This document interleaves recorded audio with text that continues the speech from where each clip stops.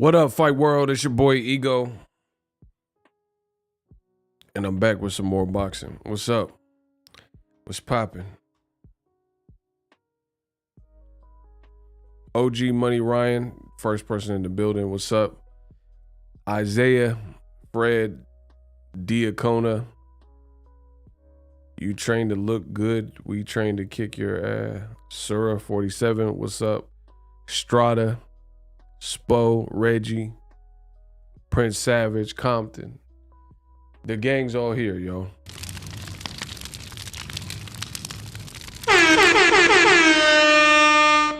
What's up with y'all?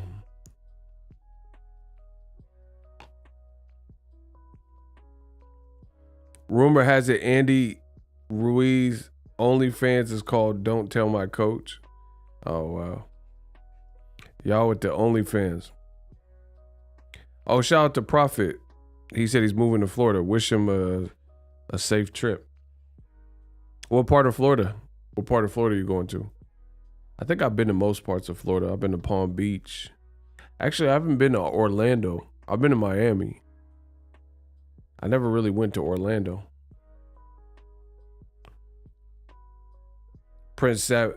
The place I said I never been to, that's where he been. That's where he's moving. That's funny.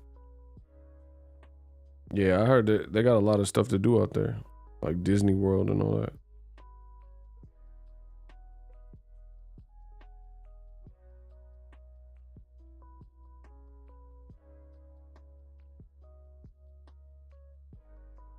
that. Shout out to Prophet. New beginnings. I hate moving, like the act of moving. You know, the actual process. Like unpacking. I hate that. Packing and unpacking. I hate that. But when you get settled, it's all good. Shout out to Brian Q. What's up? Oh, you smart. He said he hired movers. I've never done that, but I need to.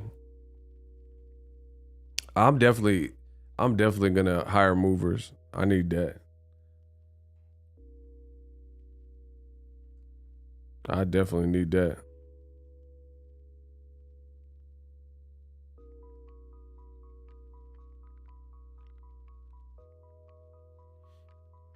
I want to go to Oh, wow.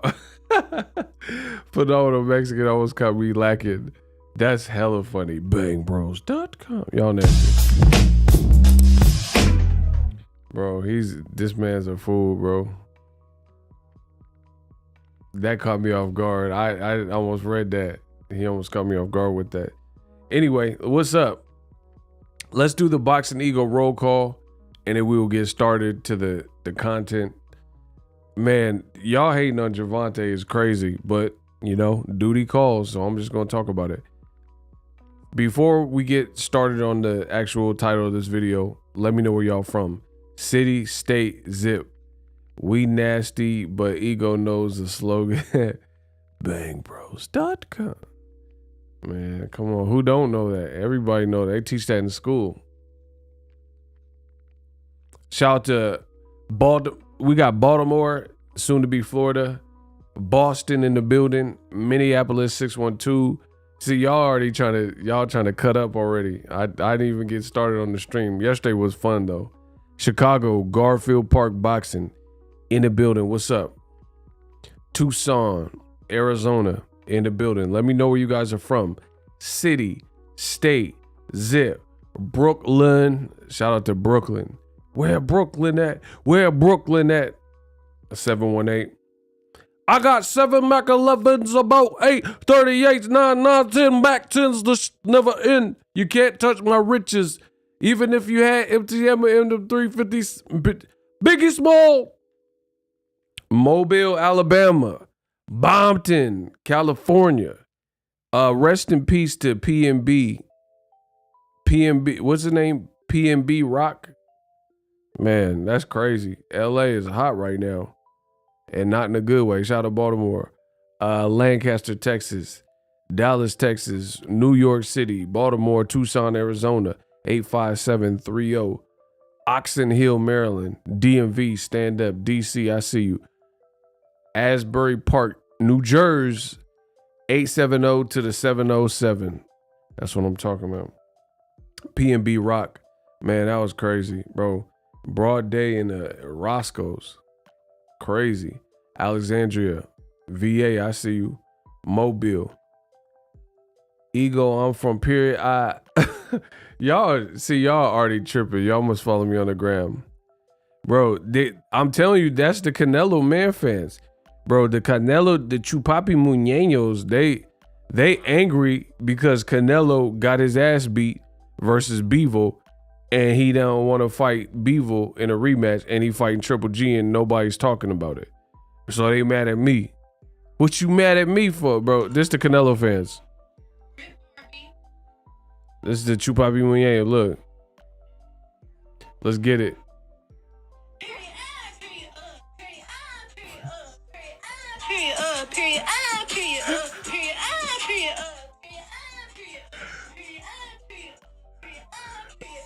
Whoa. I almost lost it when I seen that. What the was that? Bro, this new generation is lost. There's something wrong with some of y'all. You know, this new TikTok generation, there's something wrong with some of y'all. What the was that? That's the Canelo man fans. The Chupapi Muñeños. She got the top ramen hair. Facts. The chicken top ramen. What y'all? She having a stroke. I literally think I got the funniest fans in all of boxing. Actually, I know I do. Y'all too funny, bro. What is that? That's the Canelo fans. They met, bro. Nobody's talking about the Canelo Triple G fight like that. They just did the Grand Arrivals. Who watched it? Be honest. Did you watch the Canelo Triple G Grand Arrivals in Vegas? Y for yes, N for no. Let's start there. Y'all ain't gonna play with me. I promise you, ain't nobody in boxing gonna play with me. Did you watch the Grand Arrivals? I didn't even know they were fighting. Okay, that solves that. Okay, Phenomenal Mexican said no. Sura says no. Complimentary Sports, no. Akona, no. Quincy Fisher, no. Man, hell, bro, the zone curse continues, like I said. So how, shout out to Derek Kills, that's my guy. Bro, how we have a room full of boxing fans and ain't nobody watching? Ain't nobody tripping. I try to tell you, bro, Canelo plays stupid games with stupid prizes. You keep trying to rewrite and make the fights you want and not listen to the fans. I bet it's not gonna fare well for you. They're just gonna be saying farewell to you. That's a bar. Listen, I said you do what you want to do without listening to the fans. It's not gonna fare well for you. They just gonna be saying farewell to you. Bro, I try to tell y'all that Canelo era is over. Promise you that. I promise you, the Canelo era is over because he's the only one in boxing that's supposed to have all the stature, that's making top dollar, you know, and he's not doing what fans are asking. There's only so long fake thugs can pretend. You just can't do that. You know, the fans have demands. Yeah, I like that. The fans have demands. So, see, like the disrespectful, there's multiple things that Canelo does that's disrespectful to the sport of boxing. But here's one of them. One of the things that's disrespectful that Canelo Alvarez does is he tries to insult people's intelligence. Like, you literally told the world that you beat Dimitri Bivol and he only won 4 or 5 rounds in a 12-round fight, meaning you were the victor. But then you had the opportunity.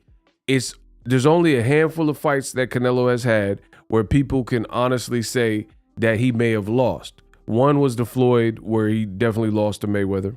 You know, you could say the Edislandi Lara. Some people would even say Austin Trout. Triple G 1. Some people even say Triple G 2. The Jacobs fight, you know, a little bit close in the back half.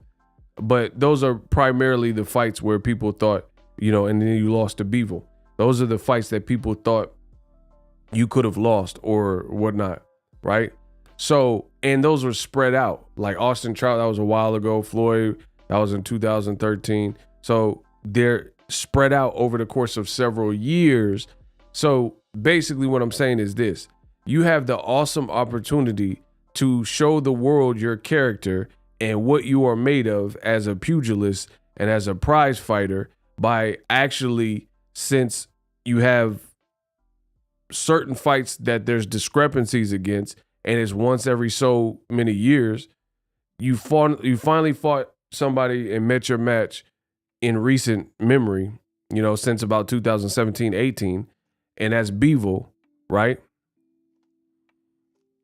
And you have the chance to prove your character of what you're made of, and then you run the other way and try to drudge up a Golovkin fight. It's weird, bro. It's weird. Nobody was asking. Like, okay, imagine if a black fighter did this. This man said, no what? You got 10 seconds to tell me no what? We gonna smoke you. Bro, you getting smoked about the chat. No what? No what? Speak complete sentences. No what? What are you saying no to? You don't know boxing. That's how about that? Bro, you got 9 seconds. Hurry up. Look at the names, the faces, and the profile pics of the people doing the most hate. We got a hot seat, people. Know what? The man said DAZN is MySpace, PBC is IG. Facts.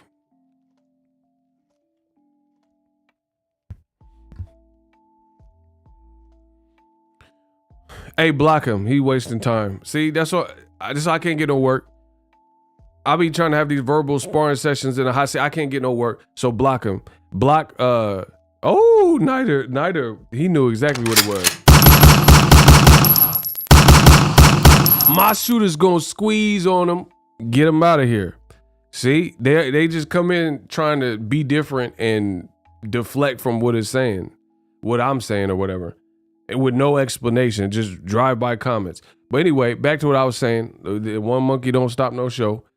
Canelo Alvarez, he not looking right. You have the opportunity to prove your character, prove what you're made of by facing adversity, right? And this is what you do. You instead resurrect some Triple G zombie fight that no one even asked for the last several years because so much time has elapsed. And then now that's what you want to do, right?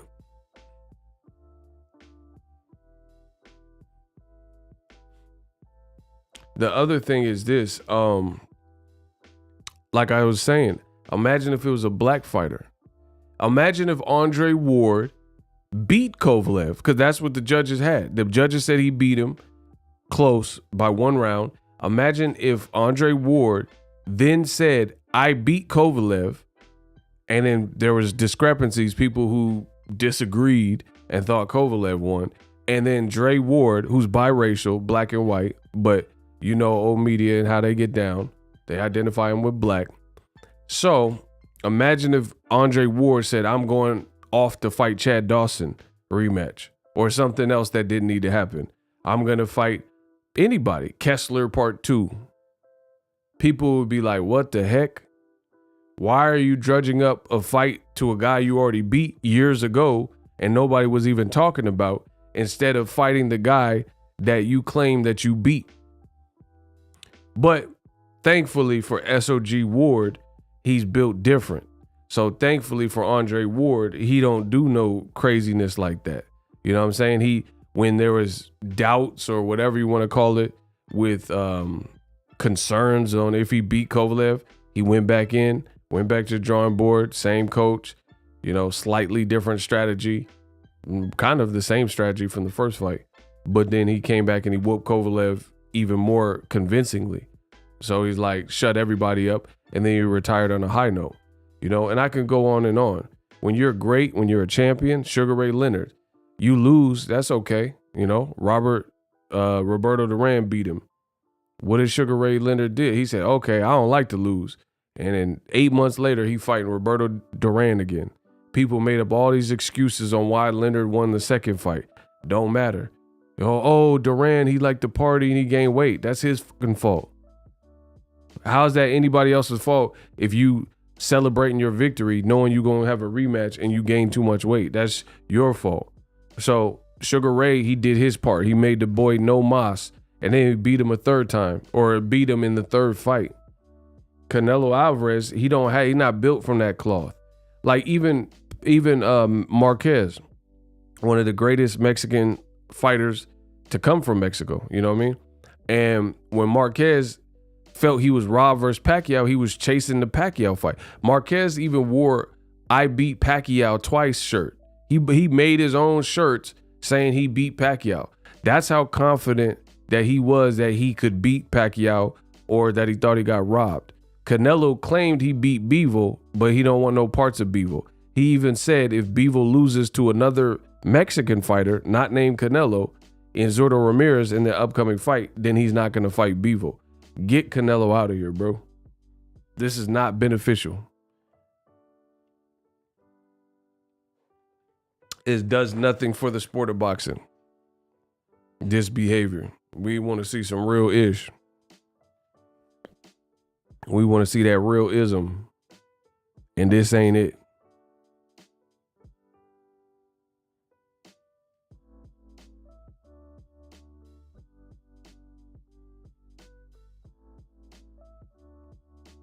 Bro, the Canelo era is over.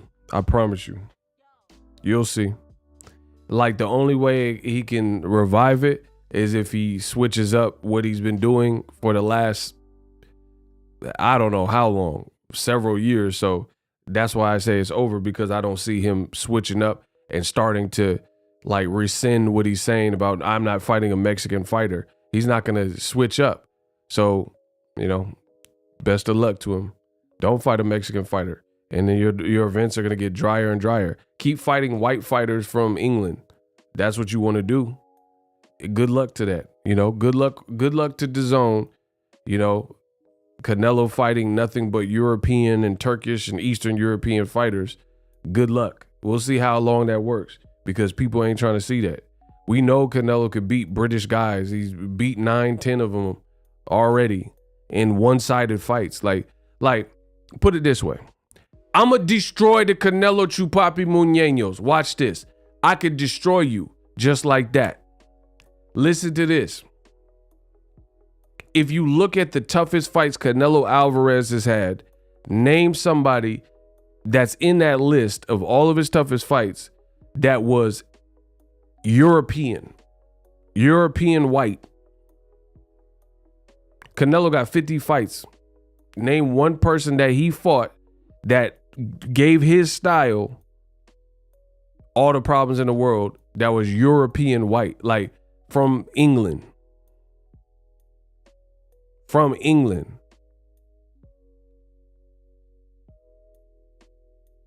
Name a British fighter he fought that gave him his toughest fight. And I'm talking about it ranks amongst the toughest out of all the people he's fought.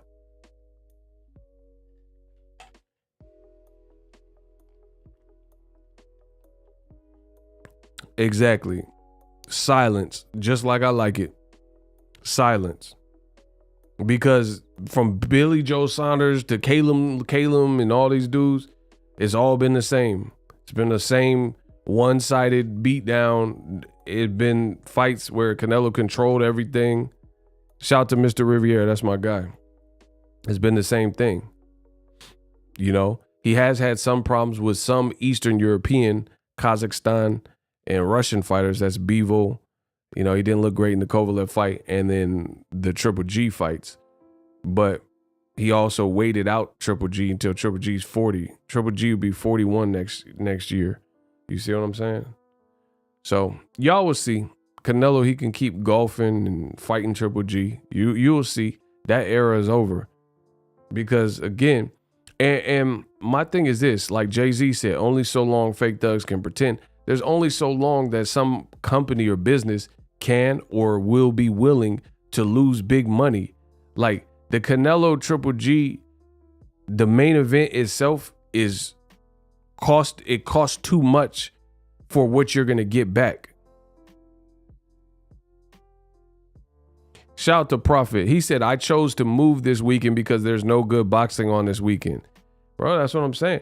And that's how it's been. Like, you look at a lot of these DAZN, Eddie Hearn, rematch room cards and stuff. Bro, man, when it was just HBO and Showtime, I didn't really miss any fight. Even like mid fights, like, you know what I mean? Like Curtis Stevens versus David Lemieux. I didn't miss none of them. But I'm not staying at home when I got errands to run to watch, you know, Alan Babbitt and Liam. You know what I'm saying? Like, it just can't happen for my lifestyle. I like, put it this way. If I watched all of Eddie Hearn's cards in America and DAZN, some of these DAZN cards, I would sincerely lose money. That's not a punchline. I would literally lose money. My time would be way more valuable not watching that fight because I can get so much more done by not watching that fight. Other people there, you know, in boxing, they got whatever setups that they have for like their YouTube channels. I'm killing it. And I'm telling you what it is. If I watch some of this bullshit that they putting out, I would literally cost me.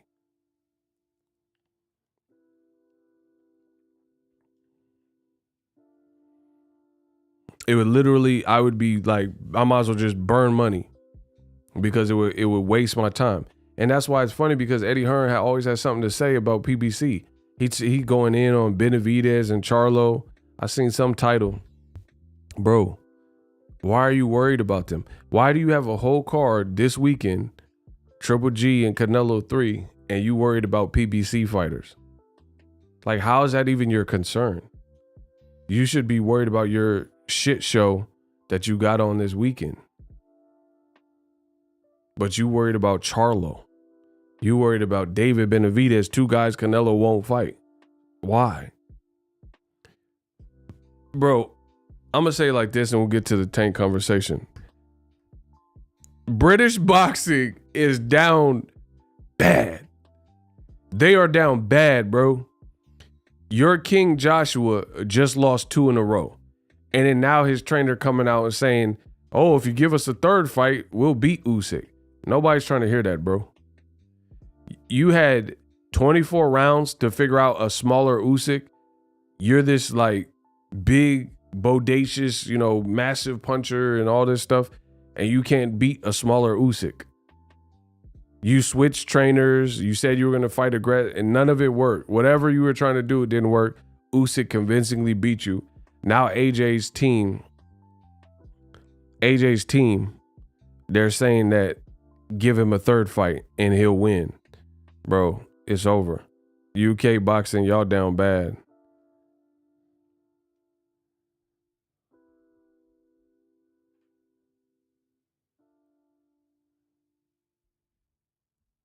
Bro, listen, this is how bad it is. Listen to Joshua.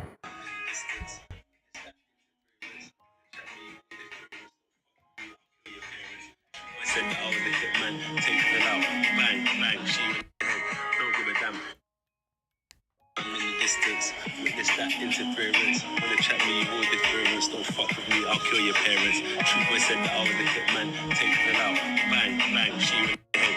Don't give a damn. Face of my don't be tasting. Bro, this man just said, I don't give a F, I'll kill your parents. Bro, Usyk hit harder than I initially thought. Like, I didn't think Usyk was like, you know, a top tier heavyweight puncher, but my boy Usyk, he did it for Ukraine. He got more punching power. This man has lost it, bro. He says, I don't give a F, I'm going to kill your parents. Bro, what in the Columbine is this? Like, what type of bar, like, what is happening, bro? Why are you trying to kill somebody's parents? And he said, bang, bang, shoot you in the head until you're dead and it tastes like ham. Bro, he Hannibal Lecter. Bro, he Jeffrey Dahmer. He said something like, I'm going to shoot you in the head dead and it tastes like ham. So you're going to eat the corpse. Man, come on, bro. bro. He, yeah, UK, y'all down bad. That ain't no bar. Stop it. Witness that interference. Wanna chat me, you all difference. Don't fuck with me, I'll kill your parents. True boy said that I was the hitman. Take it out, bang, bang, she went ahead. Don't give a damn. Piece of my don't be tasting like ham. Man, but you're not 30. Yo, once you get mad.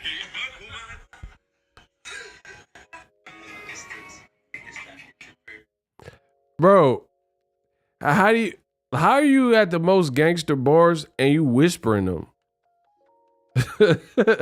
Bro, hey, the UK is just different, bro. It's just a different culture. How you got gangster bars and you whispering them? He said something in the distance. Don't shoot you in the head. Like, why are you whispering this? I'm so done, bro. This is what it's come to.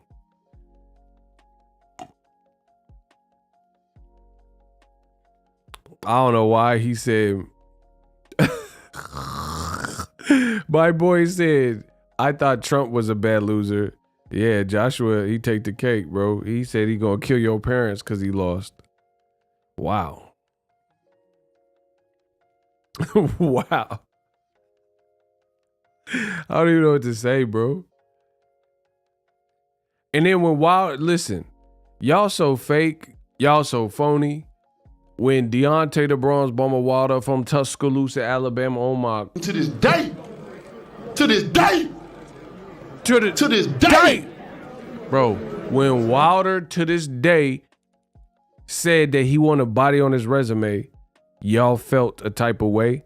And the WBC, they were like, oh, Wilder should apologize. Why would he say that? Why does nigga want a body on his resume? You know, this is so sad. This is not championship conduct. Joshua just said he gonna kill your parents. He's a multi-millionaire, and he said, bro, he like the Melendez brothers. Bro, he said he gonna kill his parents or kill your parents. Man, stop. Y'all gotta stop. But y'all was so pressed when Wilder said he wanted a body on his resume. Come on, bro.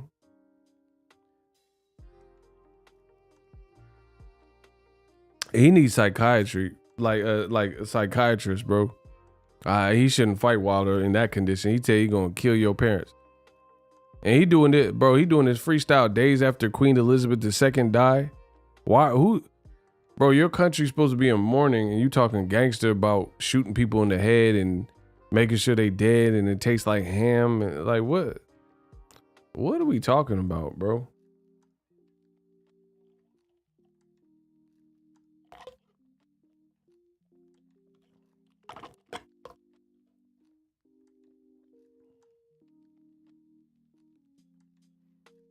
His next opponent should be a therapist.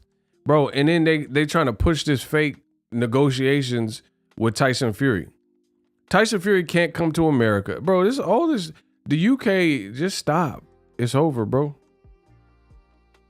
It's over. Just stop. Tyson Fury can't come to America right now because he's involved with a narco terrorist and he was shouting them out. You know what I mean? So all that stuff, they had to close MTK Global, close their website and all that. Joshua talking about murdering parents, and he's off 2 losses in a row. And they're trying to con people, Eddie Hearn included. They're trying to con people into buying into some hype that Joshua off of 2 losses is going to fight Tyson Fury in December. Bro, only in the UK. Where do they do this at? Who'd want to see Anthony Joshua off of back-to-back losses fight this big old tall ogre Shrek-looking muff like Tyson Fury in December when he just lost last month? This is like, it's like I live in a fantasy world in boxing. This can't be life. Bro, Joshua just lost 2 in a row. He's not a champion. He's talking about killing parents and shooting people in the head. Fury can't come to America. They're talking about putting the fight in, Narnia or wherever, Dubai or whatever they're talking about. Bro, how is this a big fight? Fury got one belt. He got one belt. Remember when Wilder had one belt and you're like, oh, Wilder only had one belt, mate? Bro, the British, y'all down bad. When Wilder only had that one belt, the British let you know that Wilder only had one belt. Oh, mate, you're slagging, mate. You're such a bell in Wilder. He only has one belt. It's on one boxing belt. That's all y'all was saying. Now Tyson Fury got the one belt. Joshua got none belt. And y'all talking about they going to fight in December. Last week they said, oh, Queen Elizabeth II died, so we going to postpone negotiations. Today they talking about we making progress. Bro, if you believe this, then I feel sorry for you. Because you dumb as a bro. You're dumb. If you buy into this fake, because look it, if two people are going to fight, then they're going to fight. Why do you need to negotiate in front of the public if you're trying to make, like, I can respect Showtime and PBC and Bud and Arrow. Yes, it's annoying because it's lagging on and we don't know what the situation is, but that's how you make a fight. If you're trying to make a super fight, everybody have some non-disclosure agreements, some NDAs, and have a chill pill and try to get this fight done and see what it's going to take to get it done. That's how you do a fight. Not this every day before the media come out and say a bunch of hootenanny and lies about how you're going to get the fight done. That's not how you make a fight. When have you ever seen Floyd? Floyd had big fights like Oscar De La Hoya, Floyd and Canelo. When did you ever seen Floyd Mayweather and he was publicly negotiating every waking moment and every step of the way what fight was going to happen before he was ready to announce? Please let me know what fight it is. And if you say some bullshit, you will be terminated and blocked out the chat because I'm not in the mood to play. Name one Floyd massive fight, and he got all the records, where he was publicly negotiating the fight prior to the fight with the public. Like he was, let's say he's fighting Cotto. And then leading up to the Cotto fight, he was like, oh, I talked to Cotto on the phone. Cotto agreed to 40% and I'm taking 60. And he just was going through all the terms before he was ready to announce the fight. When have you ever seen that? The bottom line is there are people failing in boxing, and to try to offset or hide the failure of not being able to produce, it's just a blame game. Like Oscar De La Hoya. Oh, Al Heyman, he doesn't want Ryan. And bro, get the fight done or don't get it done. That's all we care about. I don't care if Ryan talked too much for me to care about anything else. Either Ryan's going to fight Gervonta Davis or he's not. And if he's not, it's going to look bad for Ryan because he talked too much. Point blank, period. Either you're going to let Jaime Munguia go to Showtime and fight Charlo or you're not. Either they're fighting or they're not. It's very simple. People try to overcomplicate these things. We're boxing fans. We're paying consumers, customers, custies, whatever you want to call us, patrons. We don't give a announce the fight. Like Wilder, we woke up and Wilder's making his return. Robert Helenius. They said Caleb's on the card. Anthony Durrell, PBC, Bravo. That's how you announce a fight. You don't have to tell the public and notify the media that you're talking to Helenius and Caleb and Anthony Durrell. You just wake up, drop the fight, tell us when to buy tickets. When is the fight? Tell us how to order it if it's pay-per-view, etc. Eddie Hearn, he keep telling, Frank Warren, all of them, they telling like, Joshua agreed. What the he agreed to? Y'all some bums. If you believe it, you a bum. Yeah, I said it, you a bum. Bro, what did he agree to? Where's the venue? What are we talking? We've been through this before. They said the fight was done. ESPN was like, oh, Saudi Arabia site feed, Tyson Fury undisputed, Joshua, and it never happened. Now they're trying to do it again, but only worse because Tyson Fury has since been banned from the United States, and Anthony Joshua has been off of 2 back-to-back losses with no belts. And they still think it's going to be the same level of interest. Bro, when it was undisputed, I can at least understand people being like, oh, they met up in Marbella and, you know, there's pictures of Tyson Fury and AJ. There was some commotion, it wasn't even that big, but some commotion. Joshua has no belts. He has back-to-back losses. Get the fight done. If they're going to fight in December, tell me when. That's all I want to know. And if you can't do that, then you're lying. You're a cap. You're a cap. Either you're going to get the fight done or you're not. Don't tell me, oh, November, possibly December, or, oh, we postponed negotiations because the Queen passed. Rest in peace to Queen Elizabeth II. But all we need to know is where to buy tickets and how to order the fight. But again, you guys are being bamboozled because people are failing. So they're stalling and they're coming up with all this stuff. Oh, and then watch. Sometime between now and December, we're going to see an article or an interview with like, oh, negotiations fell through and Tyson Fury backed out last minute, or Joshua won't agree to this term. And it's going to be the same thing. And then y'all will be like, damn, Ego Stradamus strikes again. Bro, I never understood it until I got in the game. I understand why boxing is behind, because boxing does stupid stuff continually, like these charades. Like the NFL, they don't do this. They'll give you a 16-week schedule day one, and that's the actual schedule. It don't matter if the quarterback is out or he broke his finger, or, you know, Dak Prescott or something, or is somebody injured. It doesn't matter. It doesn't matter. You got the whole schedule. Like my 49ers, I know who they're playing next week, the week after that, the week after that, and so on and so forth.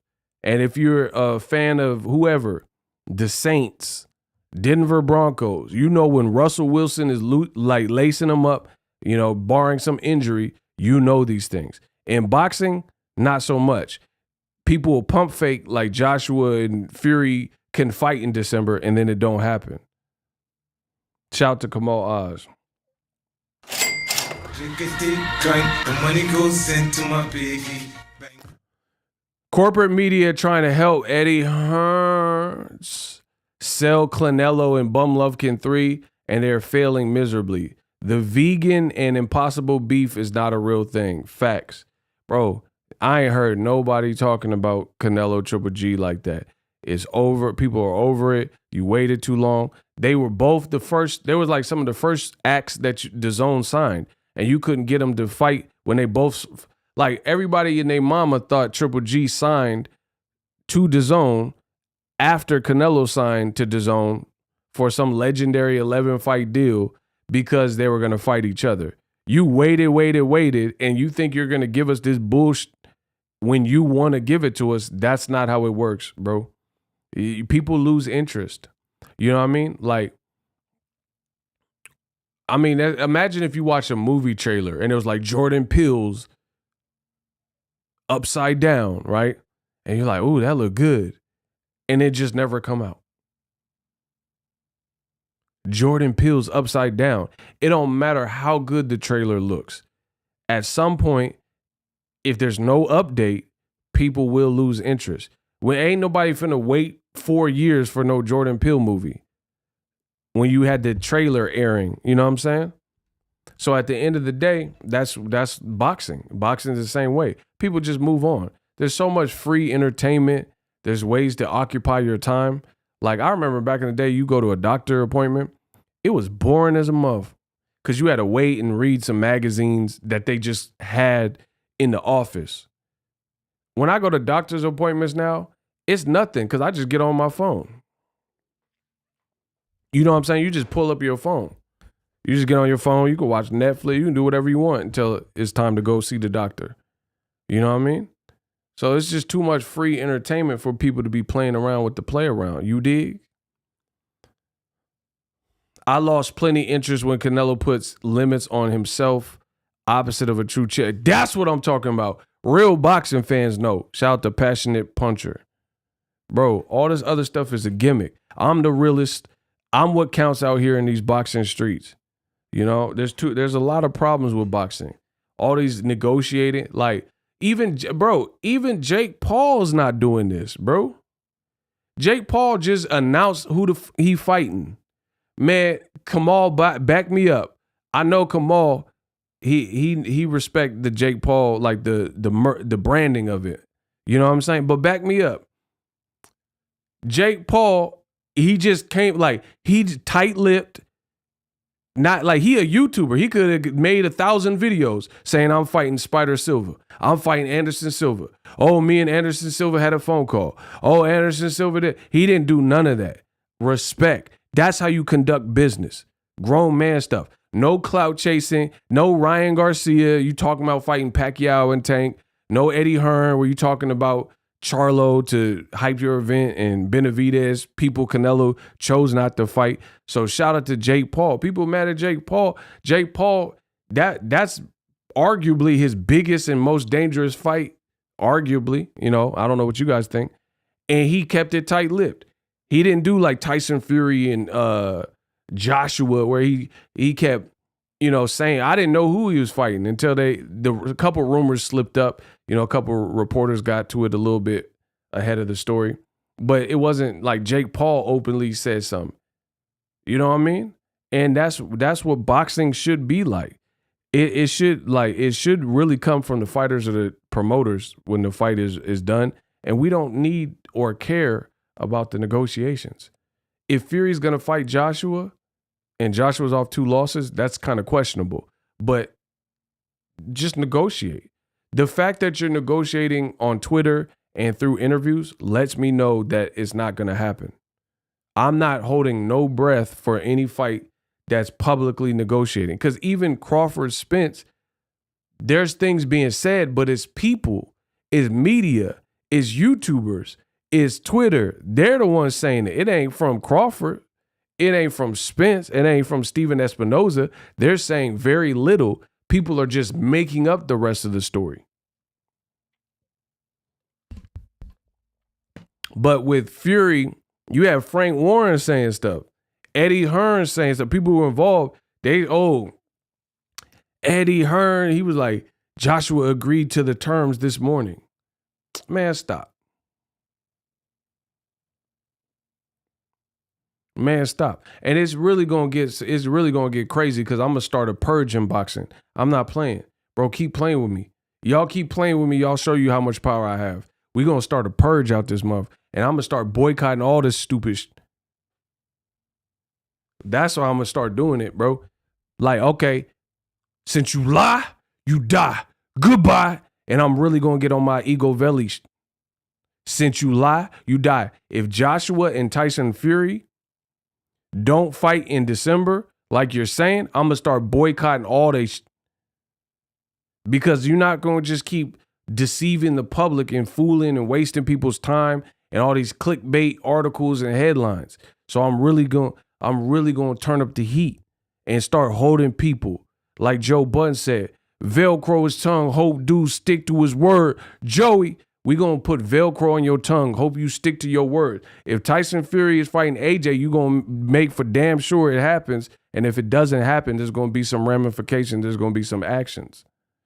Bro, you're not finna just be playing. You're playing with my emotion. Eddie Hearn and all these dudes, bro, they doing like Smokey. He owed $200. He going to flip to $100. Man, 20, 40, 60, 80, 100. And they going to flip it over. 120, 140. He said, man, that's $100. Stop playing with me, Smokey. That's boxing. That scene from Friday encapsulates everything that's happened in boxing. Eddie Hearn, Frank Warren, all these dudes. They taking the $100 and then flipping it over and trying to act like they counting more money right in front of you. Like, you really trying to play me, bro. Like, I can't tell the difference between $100 and $200. That's why Big Worm was like, man, that's $100. Stop playing with me, Smokey. Bro, because you're not finna just sit up here in front of my face and count $100 and spin it around and flip it over and act like it's more money than what it is. Like, no, that's boxing. That's what boxing wants to do. You're like, oh, Tyson Fury, he's gonna fight Josh in December. Man, kiss my ass. They ain't fighting. Kiss my ass.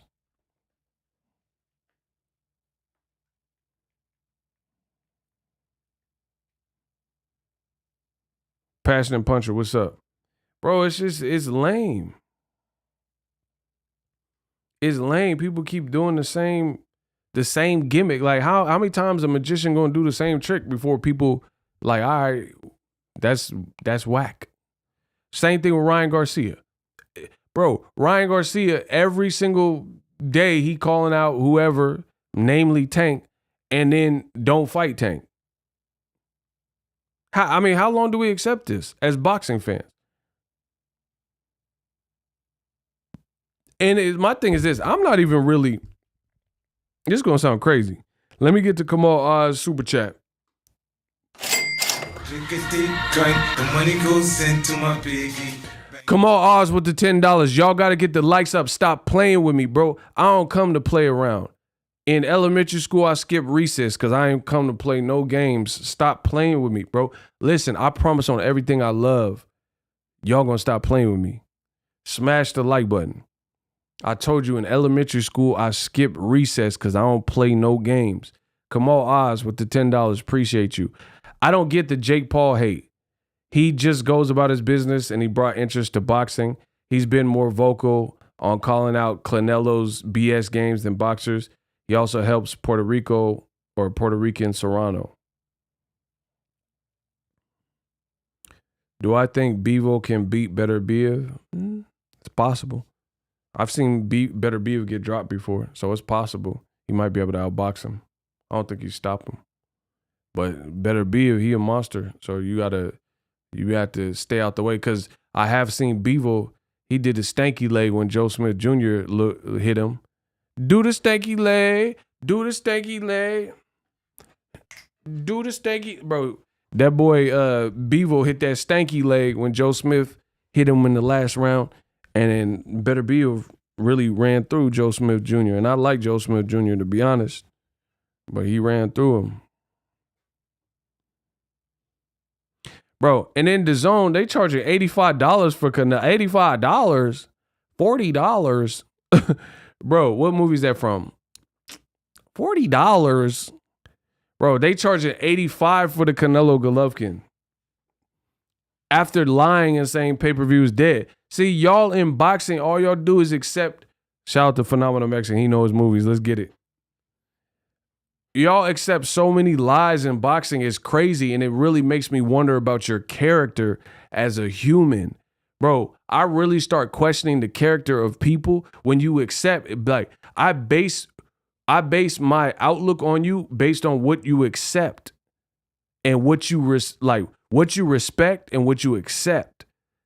You guys, if you come from a cloth, if you're cut from a cloth where people can lie to you in your face disrespectfully and you don't check it at the door and you keep dealing with that, that makes me question you. That makes me question, like, damn, you don't have no integrity. You just move any type of way. You just let people disrespect. I come from a different cloth, bro. I come from something else. Ain't nobody gonna disrespect me. You know what I mean? Ain't nobody gonna like lie in my face and then I'm supposed to just, bite my tongue and just be good with it in general. Bro, they said $85 for the Canelo. Bro, they better give me a happy ending out this month. Hey, the zone, stop playing with me. Y'all better give me a happy ending at the end of the Canelo fight. Cause how you charging more than Tank? You more than Wilder. Wilder's like a bro. a Wilder fight is like the closest in boxing. Him and Better Biev, those are the closest two things in boxing that someone getting knocked out. Or Tank fights. You know, Tank, Wilder, and Better Biev, those are probably the top three guarantee a muff get knocked out. And Better Biev ain't even on pay-per-view. So when it comes to pay-per-view, if you buy a Wilder pay-per-view and you buy a Tank pay-per-view, there's a high probability somebody getting knocked out. Canelo, there's not a guarantee that he gonna get a knockout. And there's not a guarantee Triple G will knock him out. And then the undercard is Buns, Wonder Bread. Bro. Eddie Hearn undercards, like when they do the flyer, it looked like an AA meeting. I ain't even gonna hold you. It just looked like a bunch of random people.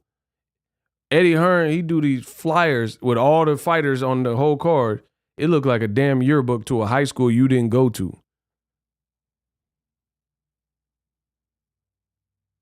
You see what I'm saying? Bro, when you see an Eddie Hearn fight flyer and it got all the little faces on who, bro, it looked like just looking through a yearbook to a high school that you didn't attend. So you don't know none of the people. You don't know who, who is that? Cindy Lou, who's that? Roger, who, you don't know anybody. You're just looking at a bunch of faces. And they think this is going to sell in America, bro. It'd be like 2-3 fighters you might know, and then they fighting Boogaloo James. Like, who is Boogaloo James? Y'all gotta cut it out, bro. Y'all gotta stop it. Who is Boogaloo James, bro? Like, man, stop. Boogaloo James versus Liam, and it costs $85 for Boogaloo James. Like, I can't, bro. I'll be looking at the Eddie Hearn rematch room undercard. I'll be like, who? It'd be like Pearson Gunther. Bro, who the is Gunther? I don't even know. Like, come on. I don't know no fighter named Gunther on the set.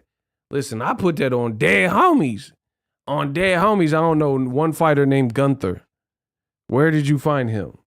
Where is Cuz from? Name one fighter in boxing named Gunther. That's how I know it's some cap. Bro, because it'd be like names you never even heard of. You don't know one fighter with that name. Billiam versus Pearson Gunther. Like, who? Who is some Billiam? He half Billy, half William looking at. Eddie Hearn's fight cards look like St. Elmo's Fire. Man, he the Rat Pack. The Brat Pack. I don't know what he doing. I come with the effortless cook. Let's get it. All right, let's talk about this Tank hate.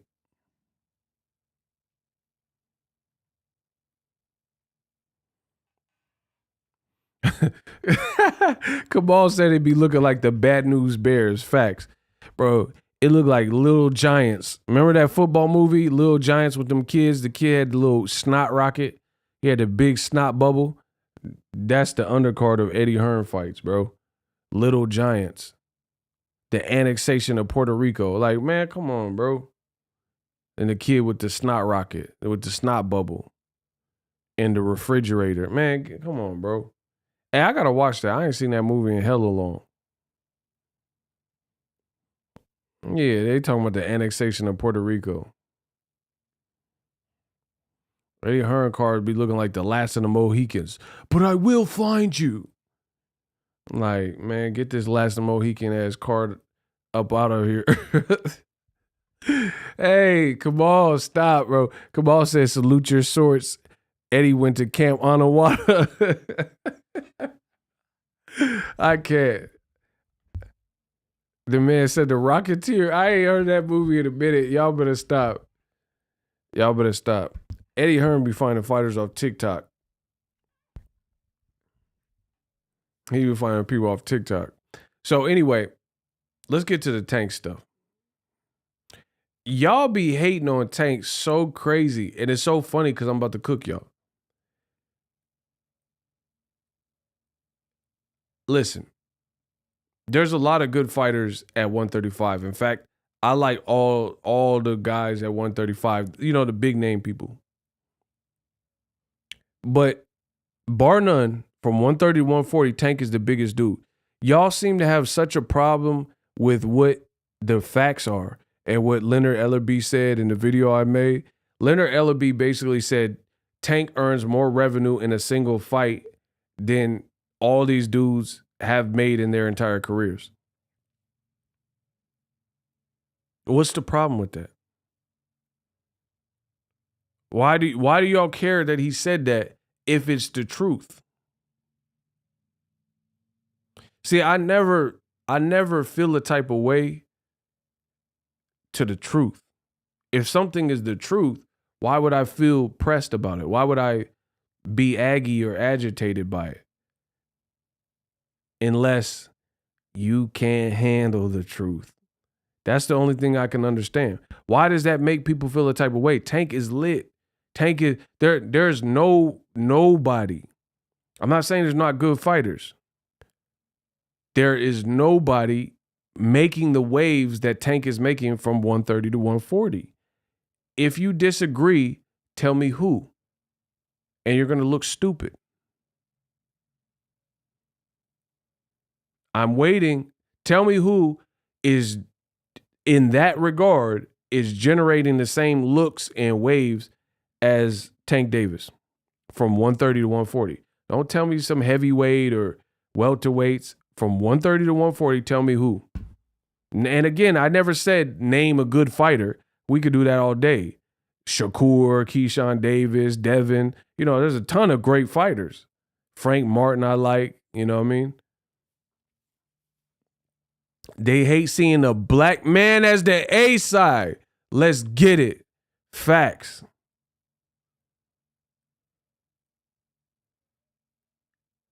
Regis Prograis just, hell no. He a good fighter, but he just fought in, it looked like a barbecue. He fought McKenna at a barbecue or something overseas, and a lot of people didn't even get a chance to watch it on some pro bellum card. Hell no. Again, I'm not saying he a bad fighter. He a beast. We're not talking about the same thing. But I don't care about good fighters. There's a lot of good fighters. That's not even the question. That's not even the question. That's what I think people get so like fidgety about. People don't want to accept and embrace the truth because they feel like it's a slight to other good fighters. Like, there's a lot of good fighters. That doesn't mean you the most like relevant or the most popping person. That's never been the case. You know what I'm saying? Like,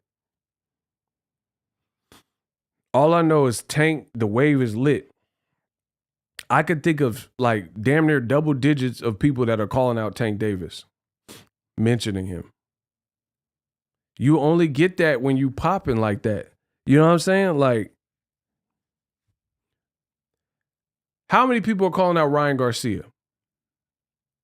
Let's listen. I got a test. I want to run a test.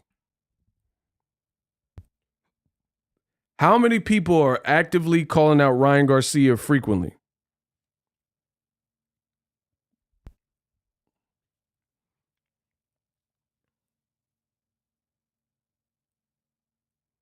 How many? Let's play a game. Since y'all want to play with me, I want to play. Okay, I'll play with you, man. Huh? Okay. I'll play with y'all. How many people are calling out Ryan Garcia? It's like how much easier of a question? I mean, how else can I phrase this to make it any easier for you to understand? How many fighters are actively calling out Ryan Garcia? Nobody has anything to say. Not one person could think of a number. Diacona says 0. Thank you.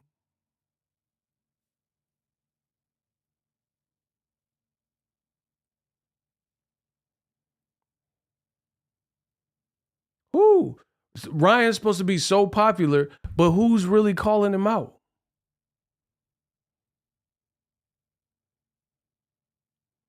Who's really, because Devin literally did an interview and said at this point, after becoming undisputed, he said he's not even worried about Ryan because Ryan's a clout chaser. That's what he said. Something very close to that. Devin Haney said, like, I ain't even worried about, he here for legacy. He not worried about Ryan now because they should have been fought. And now he not bothered him. Tank don't just sit around calling out Ryan Garcia.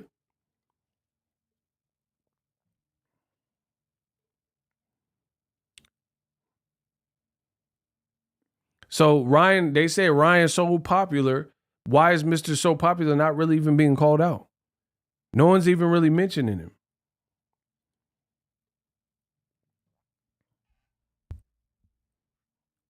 Like El Rayo, did he call him out? Michelle Rivera, did he call out Ryan? Like, I'm not hearing. That's how I know. When everyone has their sights set on you, it's usually one or two reasons.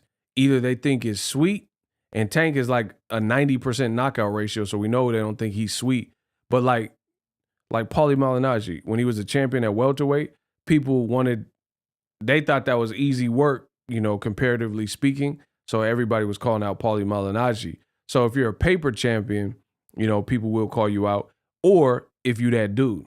Those are usually the two examples of when people will heavily call you out. Shout out to Kamal Oz. It's magic, y'all. Kamal says Tank is a superstar.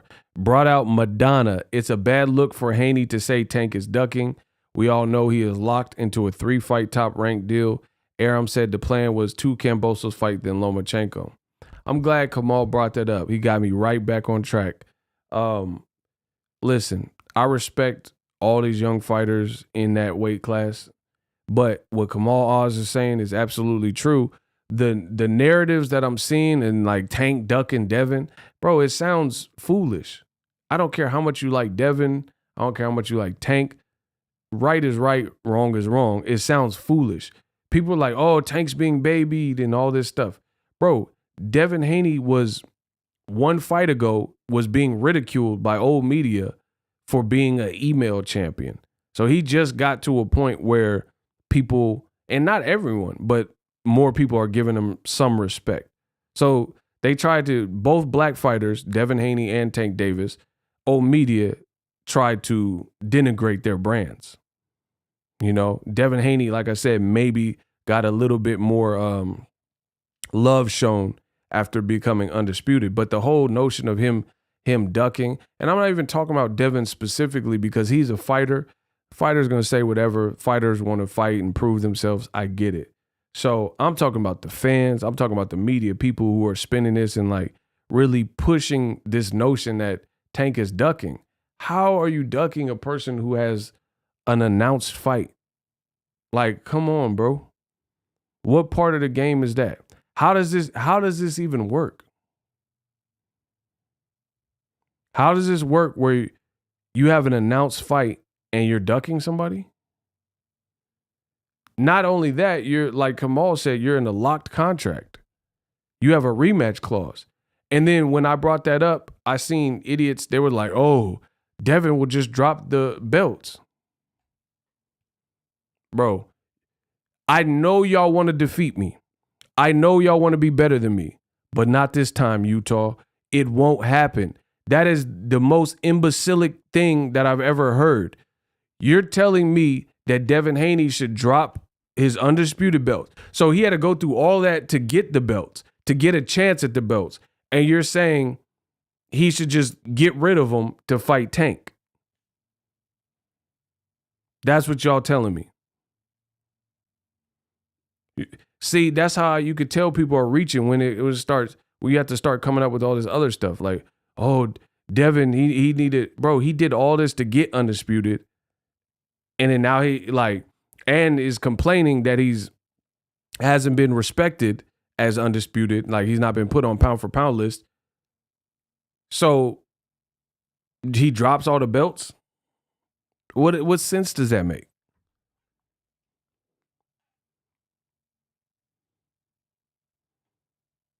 What I don't get that. I really don't see How is that sensible? Furthermore, using that logic, even if Devin Haney did drop the belts, that's further proof that Tank is the A side. Because under what circumstance would somebody be undisputed, not moving up to a new division, and stay in the division, but relinquish every single one of their belts to fight somebody?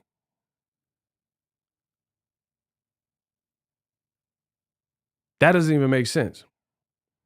So I can understand Crawford. He was done with 140. He was the man. He's undisputed, so he had bigger fish to fry. He moving up to 47. Makes sense. Usyk, same thing. Did his business at cruiserweight, proved himself undisputed, so he's moving up. Y'all telling me that Devin Haney should relinquish all of his belts, stay in the division and fight Tank, beltless. So now you have, instead of it being an undisputed fight, it'll be a fight where for Tank's secondary belt only. The belt that Devin Haney said was a Mickey Mouse belt. Man, y'all struggling. Bro, you're telling someone to forego or drop all of their real titles, undisputed titles, to have a beltless fight with Tank for Tank's Mickey Mouse belt. Devin said it was a Mickey Mouse belt, so you're basically saying drop all his real belts to fight Tank for a Mickey Mouse belt. Then that has to prove that Tank Davis is that dude. If someone's going to drop all their real titles to fight you, and then here's the thing. This is why y'all can't win this argument, because too much has been said. Devin Haney also said that Tank is 27 and ain't fought nobody, and the best name on his resume is Pedraza. And he also said he has a Mickey Mouse belt. So with that being said, then that means you want a legit undisputed champion to drop and relinquish all of his belts for no reason other than to fight a guy who's 27 and his best win is Pedraza and he ain't fought nobody and he has a Mickey Mouse belt. So then Tank has to be that dude. If someone is going to do all that, then Tank has to be the A side. There's no other way around it.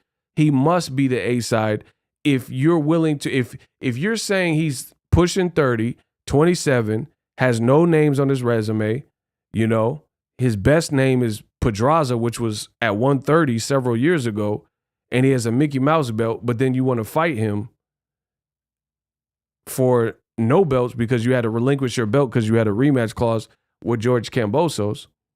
It doesn't make sense, bro. This is just a force.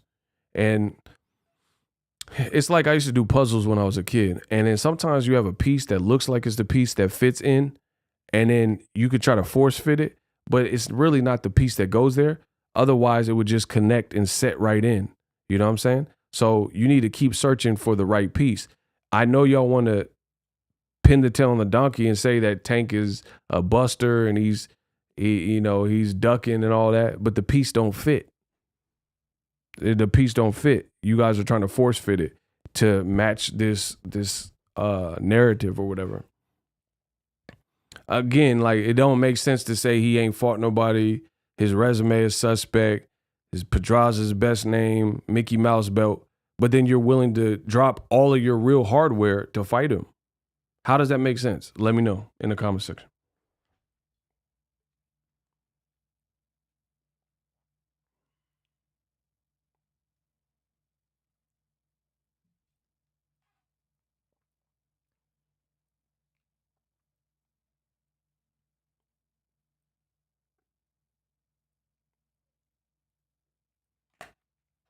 Kamal said Haney can just drop his belts and fight Tank. He can just void out the top rank commitment. People are retarded.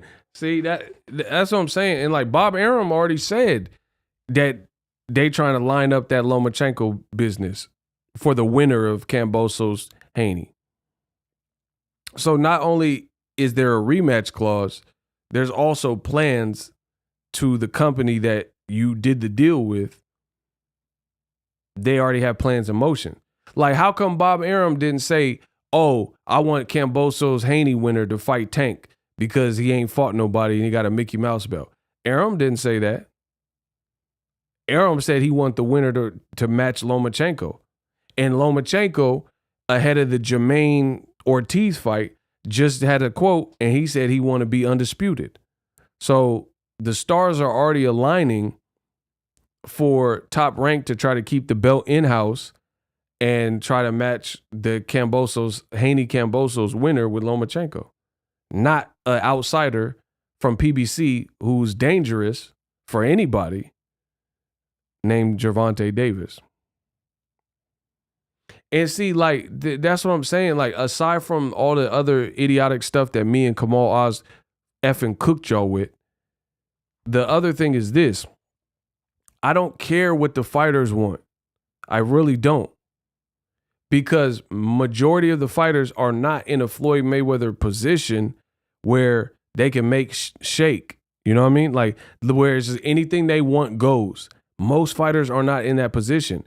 Like, most fighters can't make, no matter, a lot of fighters say, oh, I'm a boss life, and whoop, whoop, whoop. Most people are not in the position that you think they are, or that maybe the fighter even acts like they are, to dictate all terms. Like, for example, these fighters don't have a network.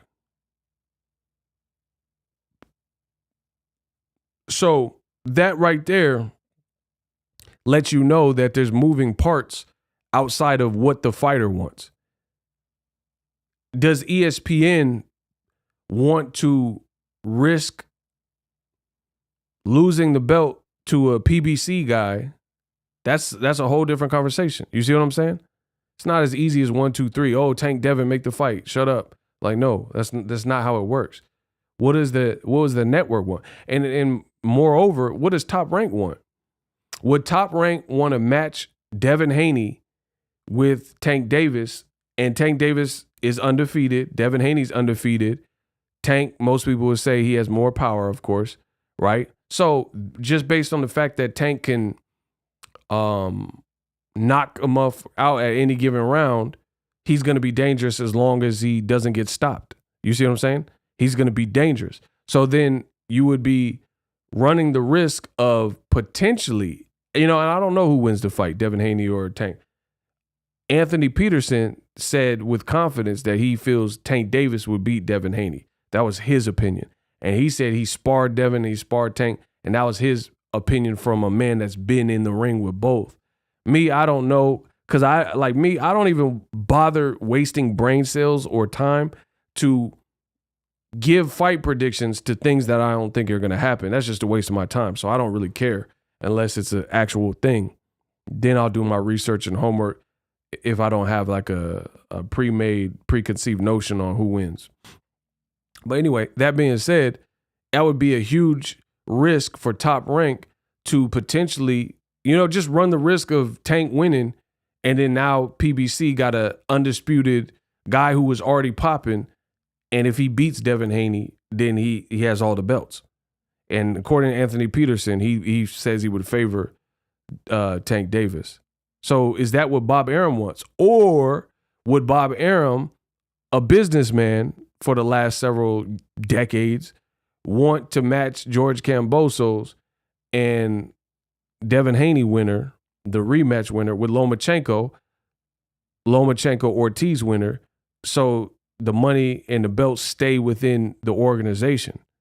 See, a lot of y'all don't think about this. You think it's like here's an example. I know I'm the king of analogies. I know I make this look easy. Smash the like button. It's like school districts. Boxing is like school districts. And I know some people scratching their head. What do you mean, ego? Let me explain. In Cali, I don't know if it's different for different people. In California, you don't just get to go to any school that you want. You have to be within that school district, right? You have to be in that school district based on the proximity of where you live to be in that district. Now, let's say your daughter was getting bullied by people in this particular school. You would have to go above and beyond and get exemptions or whatever to go and potentially put your daughter in another public school that's outside of that school district, because there's different school districts, right? Hopefully that's as clear as needed for this analogy. You don't just go to whatever school you want. You know, I'm not talking about some rich person like where they just pay for anything they can make stuff move. I'm saying the average middle class or under person, you're in a school district, because there's buses that take you to school. You have to live in a certain place for the bus stop to be close and things like that. So that being said, boxing is like school districts. You know, you don't just pick what school you go. So it's not as simple as like, oh, Devin Haney goes to this high school. Tank Davis goes to this high school. And then people think it's just as easy as just, oh, they fight and that's it. That's not how it works, bro. That's why you don't sometimes even in high school, there could be two high schools and they don't play each other because they're not in the same district. Like if it's a football team, their football teams don't meet each other because they're not in the same school district. They're not in the same system. Boxing works the same way. You know what I mean? Like if Devin Haney goes to one school, he don't go to this other school that's out of that district to take a test. They would do it somewhere within that school district. Boxing, same thing. That's henceforth the sides of the street and all that. People think it's just as easy as get on Twitter and, advocate for a fight and then it just gets done. Like, no, that's not how it works. And the other thing is, no one outside of Tank, no one from 130 to 140, no one. Shout out to Isam Jones, same in Vegas. Let's get it. No one outside of Tank Davis has any sales history in terms of the live gates that Tank has done, and no one has the pay-per-view sales history, more importantly. So now when you're talking about two separate school districts or sides of the street, one guy has crazy live gates and attendances and attendance records for Barclay, right? And sales history, pay-per-view wise, none of these other fighters have that. No matter how bad they want to fight him or whatever they think they bring to the table, none of them have that. Name one fighter outside of Tank that's active that could fight Tank from 130 to 140 that has been on pay-per-view, not as a co-feature or undercard, but as the main event. I'll wait. Okay. Name one fighter.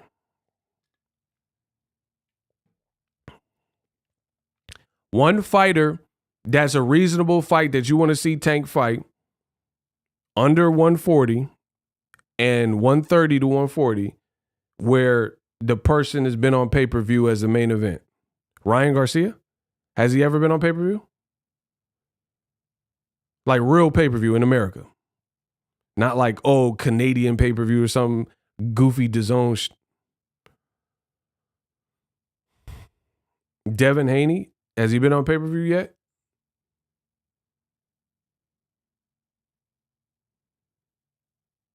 Frank Martin? Who? These are facts. Shakur ain't been on pay-per-view either. So again, when we're talking about the business and we're talking about size of the street and we're talking about networks, it's the same thing. It's like even Crawford, at least Crawford has been on pay-per-view before. They've tried it. You know what I'm saying? Even though they weren't great numbers, they tried it. So he can at least say, I've been on pay-per-view, blah, blah, blah. So they have some numbers to kind of work with. You're talking about like cross-promotional intercontinental fights between two different sides of the streets and stuff like that, when one guy holds all the cards and then none of the other guys, Ryan Garcia, Devin, Teofimo, none of them have any sales history. Like Biggie said, relax and take notes. Absolutely. None of them have any sales history.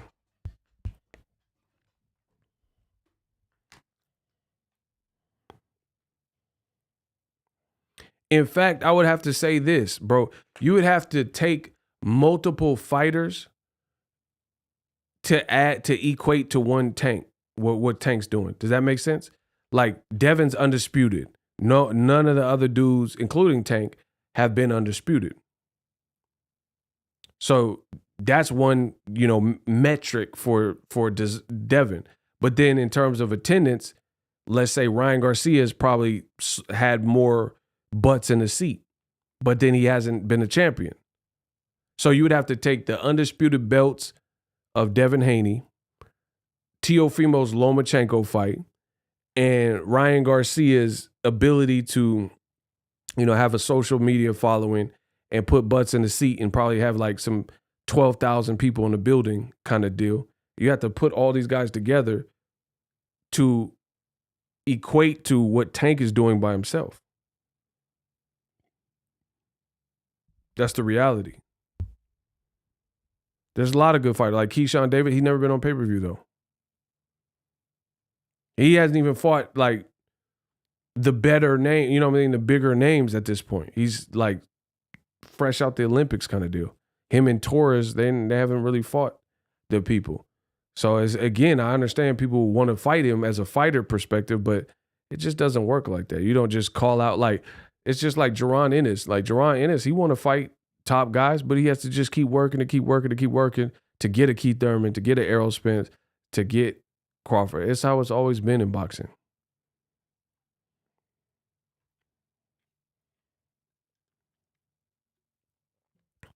A Payne says, I think it would show the lack of support those fighters have that they're popping, but really not. Numbers don't lie. And here's the thing.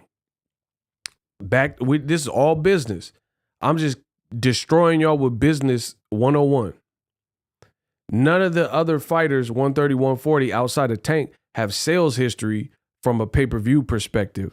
Or like, no one else has set no record for anywhere they fought, like Tank did for his last fight at the Barclays. None of them have brought out A-list celebrities every time out, like Drake and Lil Wayne and Birdman and Odell and Madonna and LeBron, Shaquille O'Neal. Like, none of them is consistently doing that, right?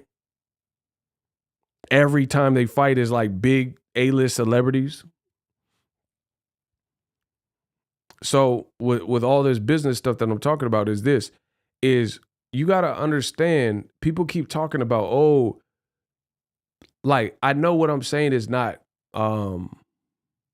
maybe what you want to hear, but I don't give about what you want to hear. I'm a realist. I don't care because people you could be failing in school with straight Fs and you're not going to want to hear a teacher say you're failing. You see what I'm saying? So I get that. Nobody wants to hear the bad news. I'm giving y'all the bad news. It's just the reality of it. It doesn't matter if you want to hear it or not. You're failing in class and y'all fail to understand how this works. So it don't matter if you want to hear it or not, or you want to sugarcoat it. I don't do that. The bottom line is everything I'm saying is facts. So not having a sales history or a very limited sales history, none of the guys have been on pay-per-view. You got to understand how many fights in the history of boxing have been on joint networks.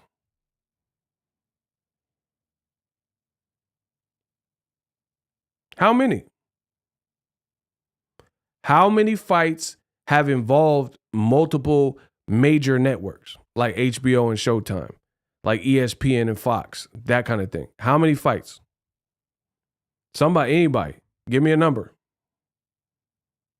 Shout out to YouTube. We getting money from YouTube. We getting YouTube money. We getting YouTube money. How many fights? Somebody said maybe 2.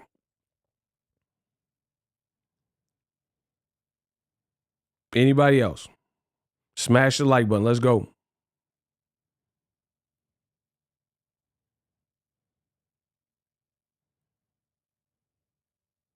I'm going to ask again.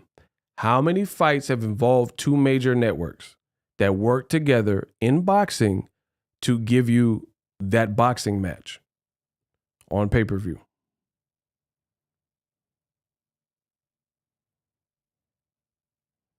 See, I put it in a perspective that no one can deny. The only way you can deny it is if you lie. In the history of boxing, I can remember 2. It's not many. So Mike Tyson, Lennox Lewis, That involved HBO and Showtime. Manny Pacquiao, I want to, it's up to my promoter.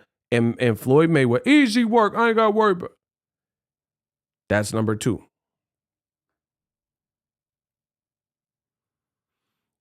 If you want to be generous, you could say Floyd versus Conor McGregor, just because you had a big star from the UFC and he was with a different organization, and then Floyd Mayweather, who was with his own organization, Showtime. So I'll say Conor McGregor, Floyd. That's just really a freebie. I'm giving y'all free space like bingo. Mike Tyson versus Lennox Lewis, Floyd Mayweather and Pacquiao, and the third one, or the fourth one, I think, is Deontay Wilder versus Tyson Fury. Deontay Wilder, because that involved ESPN with Tyson Fury and Fox with Deontay Wilder. That's 4. So I've named 4 that involve major, like, opposing rival networks. So I said that to say this. I can only name 4 fights off the top of my head in the history of boxing that had otherwise rivals come together and work together in order to put on this, pay-per-view extravaganza, right? Unfortunately, with no sales history for all these other B-side dudes to tank, what is the likelihood that the promoters and the networks want to go through the strain of working with another promoter for a fight that is not guaranteed to sell like those previous, like Mike Tyson and Lennox Lewis is one of the biggest heavyweight, if not the biggest heavyweight fight of all time. So that, especially for the timepiece, it did massive money. Deontay Wilder versus Fury beat Evander Holyfield and Lennox Lewis and did a crazy live gate. Floyd Mayweather and Pacquiao, Mayweather, Conor McGregor, those are the top 2 fights in boxing history revenue-wise. So what am I saying? It's an elite list of fights that have worked together. Every single fight that I can think of where it's involved 2 rival promoters joining forces like Voltron to put it on has been a massive amount of money. No disrespect, but Tank Davis versus Devin Haney with no pay-per-view sales history, how do you know that if those names fight right now, I'm not saying it could be big, because you got to understand, we're in modern times. There's fights that people want to see big, and then there's fights that are mass appeal big. You know what I mean? Because people could want to see Tank versus Devin and then stream out of the fight and not pay for it. People could want to see Tank versus Shakur in the same thing. Tank versus Tio in the same thing. The only fight for real that I think would be Ryan and Tank right now can probably do crazy numbers, just because Ryan, he's going to say whatever, and he got at least the social presence. Like Ryan, he did the Kevin Hart show, the coldest balls or whatever. Like Ryan is like, in the branding stuff, he's pretty branded. Like people know who Ryan, like I see House of Highlights and ESPN, Sports Center, all them, they repost Ryan body shield challenges and stuff like that. So I think that would probably be the biggest fight, despite Ryan not being on pay-per-view as well. Say what you want. I don't care about the outcome. Ryan been branded. I don't care about who you think will win and all that. Ryan has been branded though. So that's what I'm saying. You can think of probably less than 5 fights where they work together, and all those fights, the 4 fights that I named, they were all massive commercial successes. Massive commercial successes. So again, how do you know that the networks even would like to work together for fights that they don't know? That's what, like, people, like, let's say Showtime. people like, oh, Charlo, he should fight Andrade. Bro, boxing fans want to see that. That fight, I would love to see it. Me as a boxing fan, I would love to see it. That's not a big fight outside of boxing.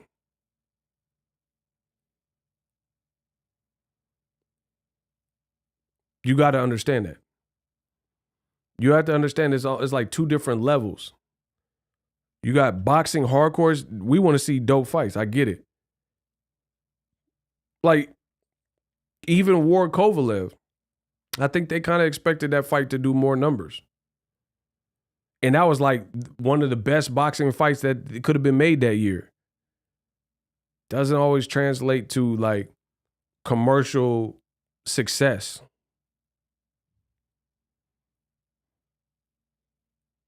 Why do you think they keep making these Marvel and DC movies, these comic book movies? Because they make massive amounts of money.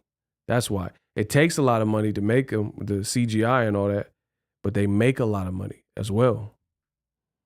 So that's a little history lesson and business lesson. Listen, there's like, people like, oh, Tank need to fight Keyshawn Davis. Bro, it's a great fight as a fight, but ESPN, so you think ESPN, Showtime want to work with ESPN to put on that fight? It's not logical, bro. It's not logical from a business sense because we're talking Mike Tyson, Lennox Lewis. We're talking about Floyd and Pacquiao. They work together. Like, I can understand being willing to work together to make Pacquiao and Floyd because everybody involved is going to get money you've never seen before. But unfortunately, like, there's a lot of people, they got to work on their branding and kind of the business side and get themselves popping to the point where this collaboration will exceed expectations. And then you have a stronger chance of getting the networks to want to work together because it's going to be an undeniable pot that they can split that would, you know what I mean? That would finally make it worth it. Bro, hardcore boxing fans is not enough to pay the bills. And boxing fans can be very small-minded in that regard. They think because you want to see Devin Haney and Tank Davis that it's a big fight, but how many pay-per-views do you think that fight would do?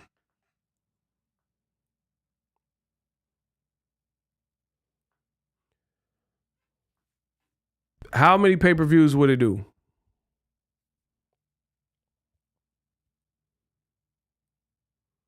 Right now, if they fought, how much Devin Haney and Devin Haney and Tank, what's the pay-per-view numbers looking like?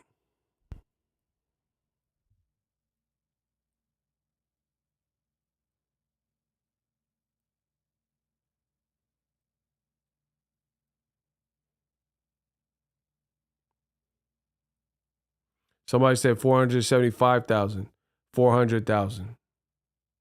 Any more guesses? If Haney and Andre couldn't get dudes on their own networks to fight him, how do people think two rivals with animosity would make cross-network fights? There's no money or natural pull there, common sense. Kamal been killing yo. The money goes into my piggy. Okay, so the median, people are saying 400,000, 300,000. Bro, Tank did that versus Leo Santa Cruz and Rolly and Mario Barrios. He did those type of numbers. So y'all are proving my point. Y'all, I know y'all don't want me to be right, but I'm the greatest to ever do it. So the numbers I'm seeing are 400, 300,000-ish, right? So he's doing similar numbers versus Rolando Romero. He's doing 250. So you mean for him fighting Devin Haney for undisputed gets him another 50,000, another 100,000, 150,000 more pay-per-view buys? But here's the kicker. Devin Haney gets paid. Tank Davis definitely gets paid. So how does that, for an extra 50 to 100 maybe 150,000 buys from what he's getting, that from what the viewership is for Rolly. How do you justify the paychecks you would have to pay Devin, who's undisputed, and Tank, who's the A side, and is going to want more money than Devin Haney? Man, come on, y'all sound stupid, bro.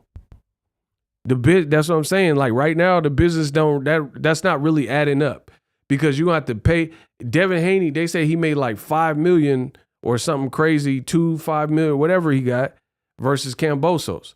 So he gonna fight Tank for what? 10 million? And then Tank's the A side. So how much does Tank get? 20 million? So okay, now that you have a $30 million fight for 300,000 pay-per-views that y'all talking about? Come on, bro. Y'all keep talking about somebody ducking and stuff. It don't make sense. Bro, he fighting Barrios and Rolly getting 250, 275, 300. You know, he's getting them type of numbers with them. And you don't have to work with a whole nother promoter. And see, that's the other thing. You got to work with another promoter. You got to split the pie. You got to split the pie a different way. Versus Rolly's with Al Heyman. Tank's with Al Heyman. They both was with Mayweather Promotions. They both was with Leonard Ellaby and Floyd.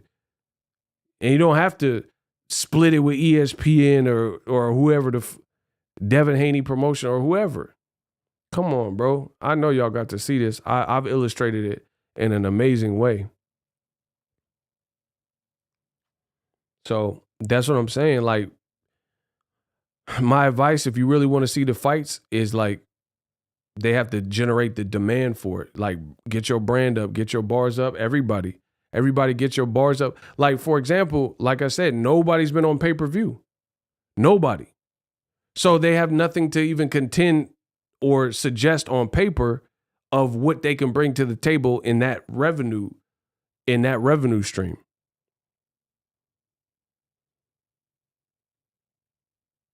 Like even Devin Haney versus Kambosos, what did the numbers do? I don't even remember. Did it do better than Teofimo versus Lomachenko? I don't personally remember.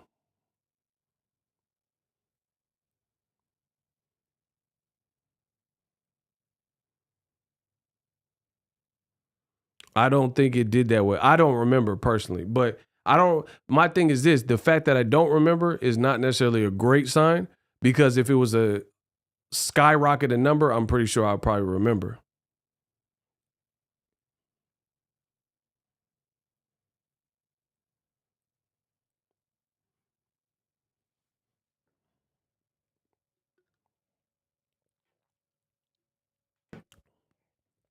Y'all got to make it make sense. That's what I'm trying to tell y'all. This is what the major holdup is. Bro, like, if like Floyd and Pacquiao, they both had did 1 million in their own right. They had done 1 million pay-per-view buys by themselves. You see what I'm saying? So, of course, two anomalies fighting that can carry, like basically everybody got to be able to carry their own weight. That's how you make the super fights. If everyone carries their own weight, that's how a super fight comes across the table, period. That's hopefully what I've drilled that point home. If everybody carries their own weight, and carrying the weight is not just belts, it's not just Instagram followers. It's, you know, you don't have to be the A side, but make yourself closer to the A side, like the A- side, the B+ side. You see what I'm saying? That's how the mega fights happen, because the mega fights, especially if it's cross promotional and two networks and stuff, it requires more. Like Wilder and Fury, ESPN worked with Fox. One, there was already a contract there. So, you know, they decided to do it, but they felt they could make good money together. All these other, like, put it this way. I'm going to leave on this note. Tank is the man till otherwise proven. Tank is the A side. Shout out to A Pain. And still, if Devin fight Tank, he has to beat Kambosos, then fight Loma on pay-per-view, and then come to the table and start negotiating. He has to beat Kambosos. And like, my thing is this, is like, I'm just being real from the business side. Like Tank is must see entertainment action. I have no problem with the way anybody fights. Like Devin, I had no problem with him. He got the win with Kambosos. He did his thing and he jabbed him. But I'm not a fool. I seen comments and people were complaining, saying that, oh, it was just a jab fest and it was too boring. You're seeing people like Eastside Pitbull Cruz say it's boring and shit like that. So my thing is this: if that is a narrative that is being pushed, and it's not being pushed by me, but like I said, Eastside Cruz and other people, Rolly says it. Rolly says, "Oh, Devin's so boring" and all this stuff. That's a narrative that is being pushed to the masses. So again, from a business perspective, if you go on YouTube and there's videos of Rolly and Eastside Pitbull Cruz or comments of people saying the Kambosos fight was too boring for them, and there's people pushing that narrative, then again, from a business perspective, you got to look at it and say, how much, with no sales history, how much is this fight? How much can we pay both of these fighters for Tank and Devin Haney? And then again, some people are going to say, oh, but the belts are cool. But that belts is not an end-all, be-all situation. You know what I'm saying? A belt doesn't mean you, like, because you have belts, you're going to get $40 million, $20 million because you got belt. That's not how boxing works.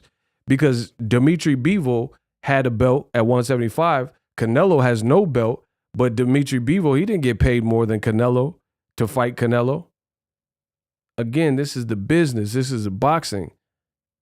I know it makes sense if you allow it to make sense. So again, if people are saying that the fight was boring and it wasn't action-packed, then how many people are going to pay the pay-per-view for some of these fights like Devin Haney? That's why I said Ryan Garcia versus Tank, they're both action stars. They're both like knockout power and all this stuff. So I could see people being drawn into that. And again, I think Ryan, out of all the guys outside of Tank, Ryan has done the best to get his brand, whether people like him or not, he's getting his brand exposure. See what I'm saying? So stylistically, there's a great selling point there just because of the action styles. As opposed to like, you know, anybody, Shakur, Devin, Keyshawn, those are all great fights for a boxing fan. But it's going to be a thinking man fight on pay-per-view. You know, that's all I'm saying. Versus Ryan versus Tank, somebody getting knocked out almost for sure.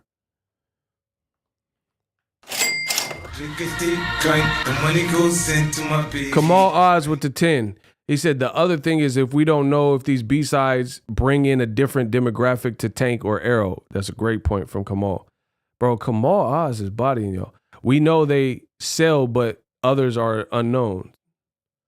The cross-network fights have to have a broad audience. See, that's what I'm saying. There's only like 350,000 core boxing fans, hardcore, diehard boxing fans that watch daily. Like, even, and I know this even as a YouTuber. Bro, if I was a YouTuber and I was doing tutorials on how to grow your YouTube channel, my channel would be even bigger because that's such a broad audience. If I made videos about how to make money instead of boxing, my YouTube channel would be over 200,000 subs. You see what I'm saying? Because making money is a broad topic. Boxing is a niche sport. If you're talking about how to make money, how to get this money and make passive income, that's a broad audience. Somebody could be broke at home right now and say, oh, I need to make some more money. Let me check this video out. Then there could be someone who's a businessman or business savvy, got the business acumen, entrepreneur, you know, and then they want to learn something. So you have to understand niches matter. Like the sport of boxing is a secret society. It's a niche sport, especially in modern times. This ain't the 80s or the 60s, 70s where boxing was all on regular TV and everyone knows Muhammad Ali. It's not how it works anymore. And it's more fragmented because you got places like DAZN and they on an app, trapped on an app, and they got fight on this weekend that's separate from Showtime, that's separate from ESPN, you know what I'm saying? So it's even more fragmented. When Muhammad Ali was around, there was no DAZN app where you watch George Foreman fights on the app. Stop playing with me, bro. They didn't have that. So everybody knew it was a collision course between Muhammad Ali and George Foreman because they was both fighting where you could see it. So the visibility was there. Stop playing. Y'all, I'm schooling y'all in the boxing. Y'all know I'm schooling y'all. Shout out to Tunnel Vision. So they want us to believe Top Rank is going to let Devin go to Showtime to fight Tank for a 20 to 25% cut of the profits. See, that's what I'm saying. I'm not subscribing to the beef that people are trying to make between the two. They both great fighters. Devin has his own, business and priorities, and he's tied. He has if I'm not mistaken, it was a 3-fight deal with Top Rank. So what are we talking about? So he's just going to forego that and drop the belts and break this Bob Arum deal, and then what? It just sounds foolish. Shout out to Ed Payne, man. Come on, y'all showing up. The money goes into my baby. Ryan will boost Tank through the mainstream. His brand reaches the casuals. Exactly. That's big business for Tank. I had to, I had a supervisor chart because Kamal not going to be the only one killing the game. Oh, you had a super chat. Oh, you must have did voice to text or something. Yeah, Kamal always going ham, supporting the channel. Much love to everybody, Eagles Army, everybody showing out. It just enables me to do more and get more out. But yeah, Kamal had a lot of bangers. Everything's true though. It's no love lost to any of the fighters. Is this the reality of the business? You got to understand your place in business. And if you don't like it, then you got to do something about it. Like Floyd. Floyd bought himself out of his contract. He didn't like the way Top Rank was moving at that space of his career, so he did something about it. It's that simple. So any of these fighters, if you don't like, see, this is just like the rap game. It's like the record label. People signed to a major back in the day, and they thought the record label was supposed to do everything for you. You got to make yourself hot. Like me, I didn't wait for somebody to make me hot on YouTube. I didn't wait for someone to put a battery in my back before I started grinding. I didn't wait for some fighter to co-sign me before I started killing. I didn't wait for anything before I started reaching out. I didn't just take no for an answer when I came into the YouTube game in this digital space and took over. How is it that you got YouTubers such as myself and Jake Paul, and we do a better job of branding? People know Boxingego. When I show up to the fights, they know who it is. They know me. There's fighters that are great. You're the fighter. You're the product, and nobody knows you. My old Instagram, I had more followers than actual fighters. And you the actual fighter on national TV. And I'm just some dude on YouTube. Y'all better get with it or get lost. The branding matters. Being able to brand yourself, that's what I'm saying. Don't cry about it. Don't go home screaming to your pillow. Do something about your branding. Like Tank is the A side, catch up to him. Brand out of yourself. Make a mixtape, rap, do something, do something to get people's attention. The sooner you do that, do a vlog. Like I like that ringside with the Lions. Do something like that. See, boxers, listen, I'm not going to say too much because y'all starting to piss me off. Boxers, some of these dudes make $100,000. Where do you reinvest in? You make $1 million. How do you reinvest into your brand? I don't care about jewelry. I don't care about you having drip. I don't care about jeans and shoes and stuff. Where's your brand at? That jewelry's cool, but that's not necessarily all it takes to reinvest into your brand. You got boxers who make millions of dollars, money that some people would never see, and they don't reinvest into making themselves hot. They waiting for somebody to call them and then train for a fight and then fight, hope they win, and then they duck off into the unknown and people forget about you. Out of sight, out of mind. These fighters got to step up. Tank Davis is an A side. If let's say I wanted to fight Tank, let's say I weighed, Tank's amount and I'm a fighter and I want to fight Tank, then I'm going to put myself in his orbit. I'm going to work hard and I'm going to keep doing stuff to the point where Tank would have to see me because I would keep branding myself in a way on top of the fight game to the point where our paths have to collide. There's a lot of people not doing that. There's a lot of people that are like more so, you know, it's kind of like clout chasing. You just mentioning somebody who's hot. Get yourself hot. That's it. Shout out to Kamal Oz. I suspect Showtime is unconvinced that Crawford brings in the amount of fans relative to what he's demanding. That's my speculation too. Money-wise or bring in a demographic. I definitely think Crawford's a holdup, but I'm going to save that for another stream. Y'all be good. I'll see y'all tomorrow. Yeah, I'm about to get to some stuff. I got some stuff to do. So appreciate y'all. Shout out to Kamal Oz, MVP. Salute. I'll be back with some more heat tomorrow. Peace.